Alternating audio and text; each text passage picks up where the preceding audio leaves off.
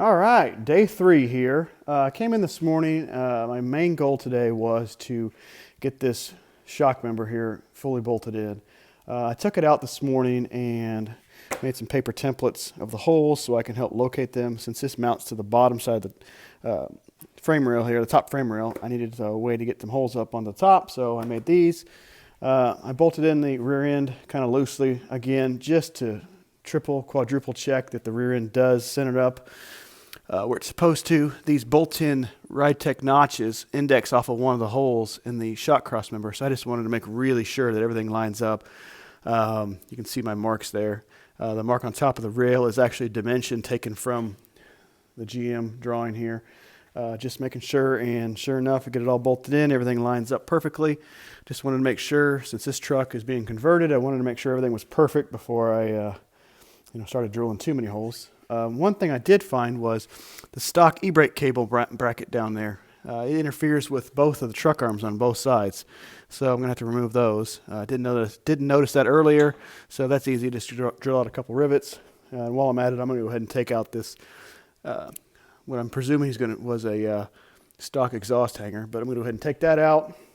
So it's kind of where I'm at today. Got the rear end in there just loosely. I'm going to take it back out, start drilling a bunch of holes, and hopefully get to this crossmember back here today.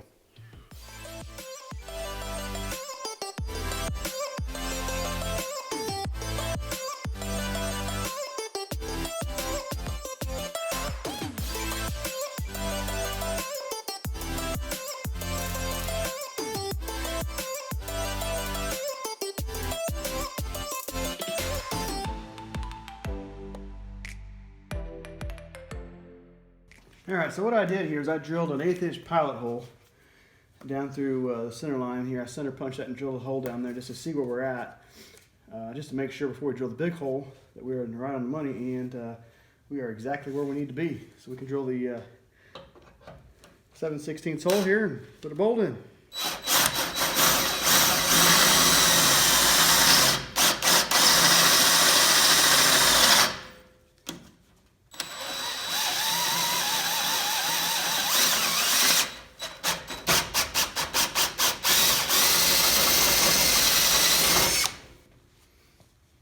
Right on the money.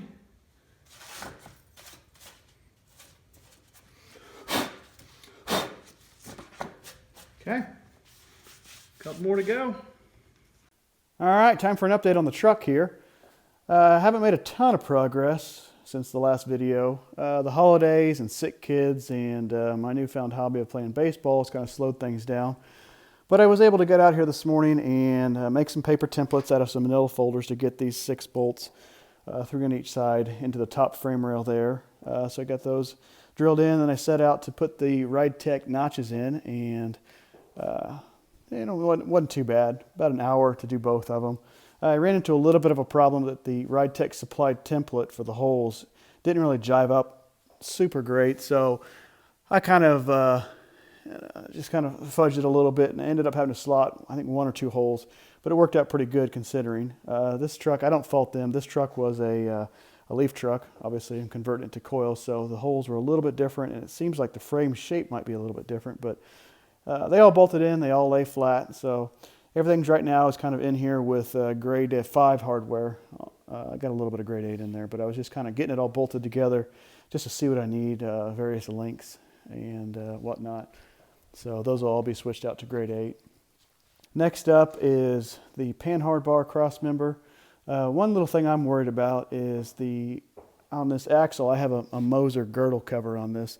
It sticks out pretty far, and I'm afraid that panhard bar for the RideTech kit is going to interfere with it. So luckily we have a little bit of play in that there is no panhard cross member in here, so I can kind of fudge it a little bit when trying to install it. So we're just going to see how it goes. So I'm going to bolt that axle in and just verify and just see if we can wing it and make it work, keep it within tolerance.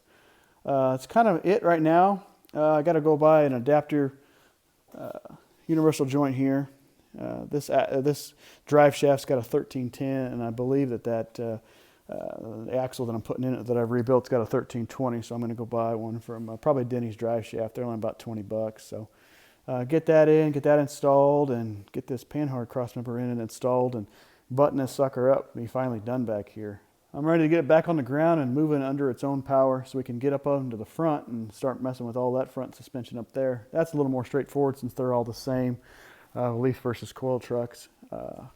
Get all those installed, get all the wheelwood parts in, get all the RideTech parts in, and get this thing back on the ground and back on the road.